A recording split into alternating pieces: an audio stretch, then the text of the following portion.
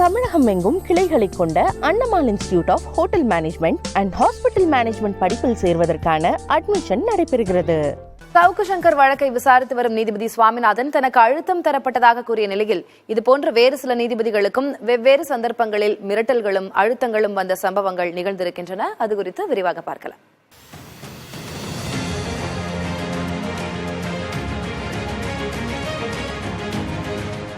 2010ஆம் ஆண்டு புதுச்சேரியில் உள்ள தனியார் பல்கலைக்கழகம் தொடர்பான வழக்கை உயர்நீதிமன்ற நீதிபதி ஆர் ரகுபதி விசாரித்து வந்தார். இந்த வழக்கு விசாரணையின் போது சாதகமான உத்தரவை வழங்குமாறு அப்போதைய மத்திய அமைச்சர் ஆர் ராசா தொலைபேசி வழியே கூறியதாக நீதிபதி ஆர் ரகுபதி நீதிமன்றத்தில் தெரிவித்தார். தமிழ்நாடு பார் கவுன்சில் தலைவராக இருந்த சந்திரமோகன் மூலம் ஆர் ராசா தொலைபேசி வழியே தொடர்பு கொண்டதாக அவர் கூறினார்.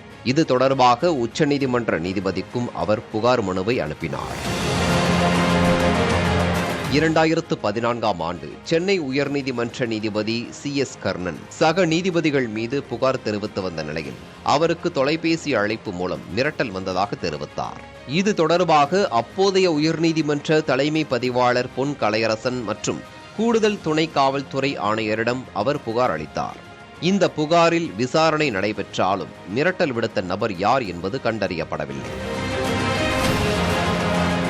நடிகர் சங்கம் தேர்தல் தொடர்பான வழக்கை உயர்நீதிமன்ற நீதிபதி ஆனந்த் வெங்கடேஷ் விசாரித்து வந்தார். அப்போது தங்களுக்கு சாதகமான தீர்ப்பை வழங்க வேண்டும் என அழுத்தம் கொடுத்ததாக திரைப்பட தயாரிப்பாளர் ஐசரி கணேஷ் மீது நீதிபதி ஆனந்த் வெங்கடேஷ் தாமாக முன்வந்து நீதிமன்ற அவமதிப்பு வழக்கை விசாரணைக்கு எடுத்தார். வழக்கை விசாரித்த அமர்வின் முன் ஐசரி கணேஷ் மன்னிப்பு கோரினார். அவருக்கு 10 லட்சம் ரூபாய் அபராதமும் விதிக்கப்பட்டது.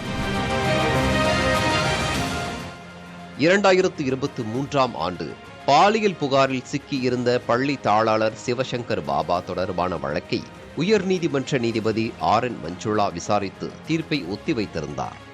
இந்த நிலையில் அவருக்கு மர்ம கடிதம் மூலம் மிரட்டல் வந்தது. இதனை அடுத்து அவர் நீதித்துறையில் புகார் செய்தார்.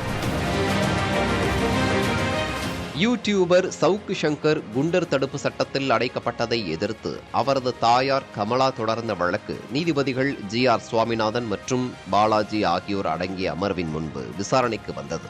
அப்போது அதிகாரமிக்க 2 நபர்கள் தன்னை சந்தித்து வழக்கை தாமதப்படுத்துமாறு தனக்கு அழுத்தம் கொடுத்ததாக நீதிபதி GR சுவாமிநாதன் கூறினார். ஆனால் இது தொடர்பாக எந்த புகாரும் அளிக்கப்படவில்லை. புதிய தலைமுறைக்காக செய்தியாளர் VM சுப்பையா. தமிழகம் எங்கும் கிளைகளை கொண்ட Annamal institute of hotel management and hospital management படிப்பில் சேர்வதற்கான அட்மிஷன் நடைபெறுகிறது.